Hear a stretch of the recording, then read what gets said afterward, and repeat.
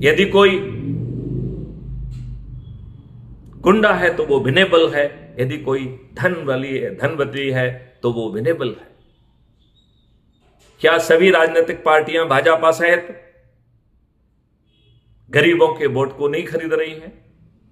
क्या सभी पार्टियां फ्रीबी, दारू, साड़ी, रुपए और मुर्गे आदि बांटकर गरीबों के वोट खरीद कर नहीं जीत रही हैं?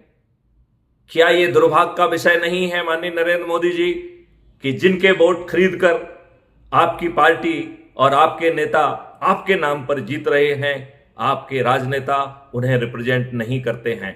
वो आपके पार्टी हाईकमांड, पार्टी व्हिप से बंधे हुए अत्यंत ही कमजोर प्राणी हैं। मैं आपसे एक बार फिर से प्रार्थना करता हूं कि मेरा प्रस्ताव है, यदि हम जो है इतने सरल तरीके से अपने देश को 5 मौलिक अधिकार दे सकते हैं, रोजगार का मौलिक अधिकार, शिक्षा का मौलिक अधिकार, स्वास्थ्य का मौलिक अधिकार, भोजन का मौलिक अधिकार, समृद्धि व खुशहाली का मौलिक अधिकार। मैं माननीय नरेंद्र मोदी जी आपसे प्रार्थना करना चाहूंगा कि आपके एक्सचेकर पर, आपके खजाने पर 1 पैसे का बोझ नहीं आएगा।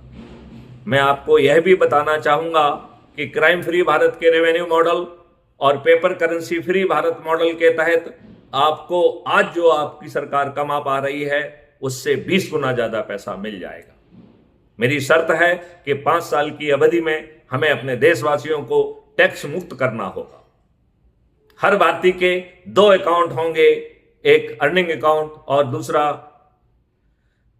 कल्प वृक्ष अकाउंट।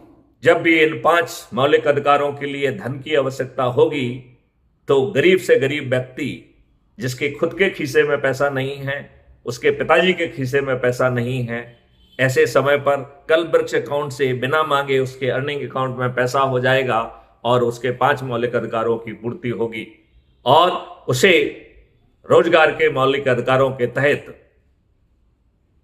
उसके जो भी पोटेंशियल है उस पोटेंशियल की शिक्षा, training, tools, equipment and machinery में सिद्धता प्रदान करते हुए उसे विश्व का सबसे अच्छा ट्रेन्ड मैन पावर बनाया जाएगा।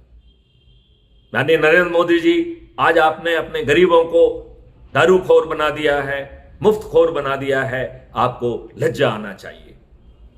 मैं माननीय नरेंद्र मोदी जी से प्रार्थना करता हूं कि कम से कम अब इस तीसरे टर्न में तो आप जाग जाइए और मेरी प्रार्थना को स्वीकार करिए। जय हिंद, जय भारत, वंदे मातरम, जय गुरुदेव।